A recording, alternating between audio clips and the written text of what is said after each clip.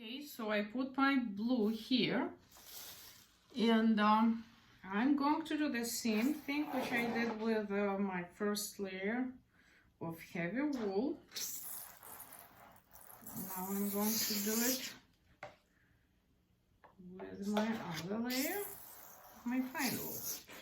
What's the difference? The difference that like while you'll be working, you'll realize that fine wool is it attracts to your fingers, it just flies a little bit everywhere. So I would suggest to use the net for sure. I mean, if you don't have mosquito net, I don't know, maybe some old piece of, you know how it used to be this curtains, or you can find like some piece of cloth. Old, I don't know. I'm also using, now they make that rugs to wash dishes. It's also like a net. Actually, I like it a lot because like other rugs, they don't keep the water. Maybe I'll show you that rug at the end. I use it for the small projects. It does the same thing. If you use something more natural, I mean cotton or something silky, the wool can crawl and it will get felted. You have to be very careful still, even with a net. Just don't try to ruin your, see how it looks. I don't know if I can try use the same towel. We'll see, it can start attached. Collect the extra water here, but let's see what happens. It looks all right, I guess, here,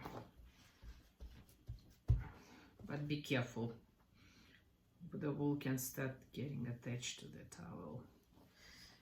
Okay, looks good for me. So that side is done. See how much more I have on the edges, and the edges actually are not so it's like really fuzzy. So we have to be careful while we're turning it around. But again, this project is small. I just have to pick it like that and just nicely turn it. When I'm talking about some big, this area is not even wet, so I can pop a little bit more water on it.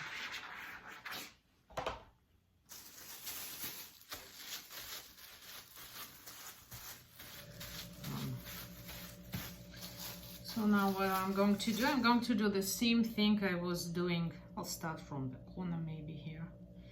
Again, like very tightly. Keep one glove on and just pull it right here. Just with your finger or with your nails, just try to distribute wool here and make it even.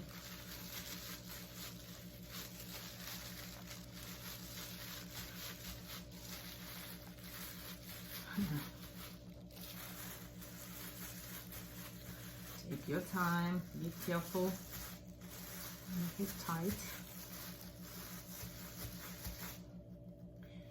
So what's next?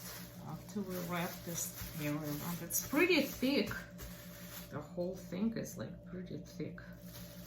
So we have to bond it all together, press it, use our massager. I will tell you honestly, I use a sander, the one you use for sanding wood, instead of all these hand tools like massagers or special like felting stones. What it does, it vibrates and presses, helps everything to bond with this vibration.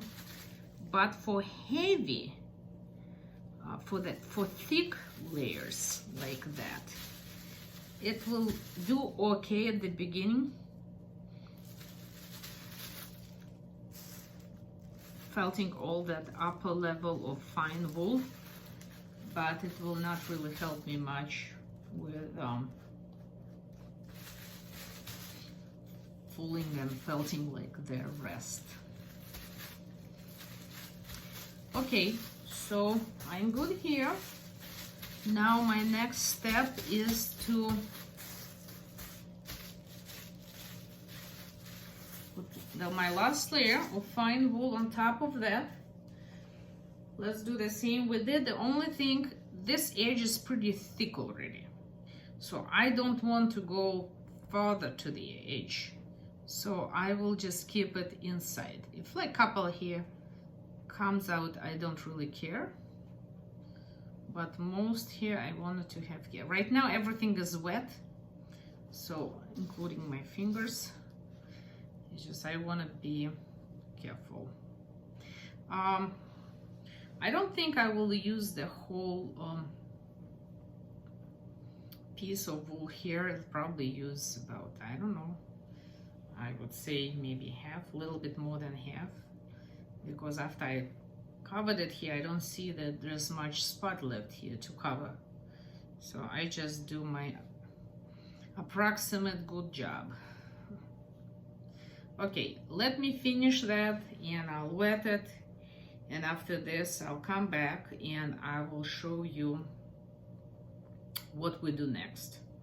The next step, we'll start rubbing it and pressing it so all the hair kind of join each other, like bond with each other this way, I would say, like thick. We're thinking about thickness, because later we will shrink it this way, but it will be later. First we will have to do what we have to do. Okay.